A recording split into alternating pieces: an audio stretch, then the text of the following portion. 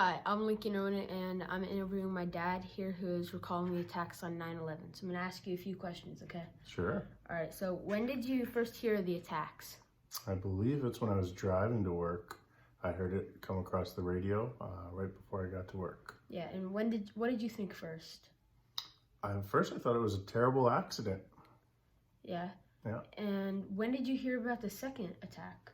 I think shortly after I got to work, we had it on the TV in the conference room, just because it was a big news story for the day. And I think right after I got there, I heard that there was a second airplane that crashed into the other tower. Okay. And what actions did you want the government to take when you heard about it? Well, I was concerned at first. I mean, I didn't know if it was an accident or if it was somebody did it on purpose. You know, when I heard it was a second airplane, I think we knew that it was on purpose, but, I think it was important to understand who and why, and make an informed decision after that. Okay. And when did you learn about each aspect of the attack? Like when the people who hijacked it, that it was hijacked, all that stuff. Well, like I said, we had the TVs on most of that day, and I think different bits and pieces of information came out over the course of the day and even a few days after that. All that information wasn't immediately available. Yeah, and what actions did you want the government to take when you heard about it? Well, I think that there was an enormous sense of pride in the United States. And, I think that like most Americans, I wanted to take action on the people that caused it. It wasn't necessarily clear that if it was another country or a group immediately. But I think as the details came out, I think that personally, a lot of people wanted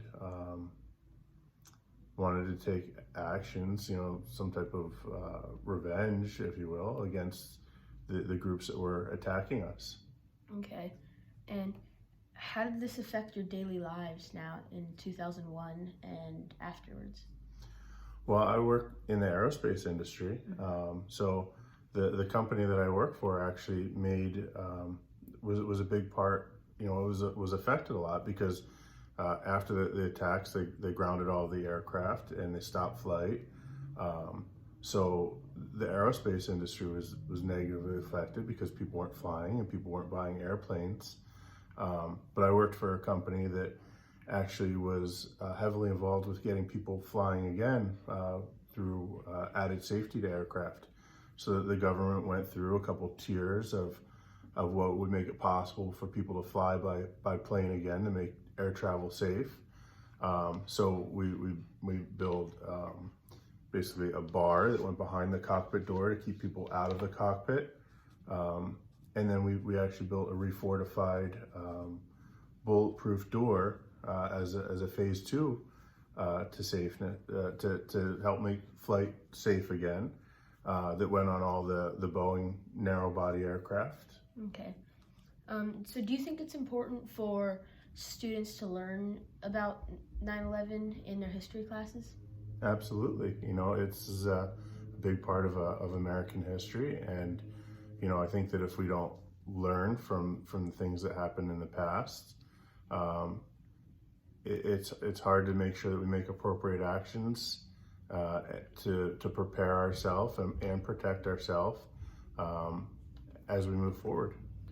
Okay, and do you think that all Americans have the same understanding of 9/11? I don't. I think that a lot of Americans come from different races and backgrounds and perspectives. I've got some good friends personally that are, of Middle Eastern descent. And I think that, although they may have the same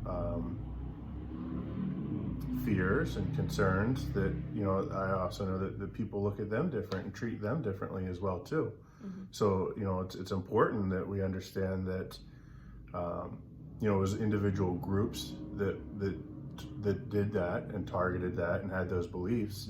But we've also got to understand and have tolerance that maybe not everybody from that belief and background has that same ideology and beliefs. And I don't know that all Americans are that tolerant and understanding of that. Okay, thank you very much for your time. You're welcome.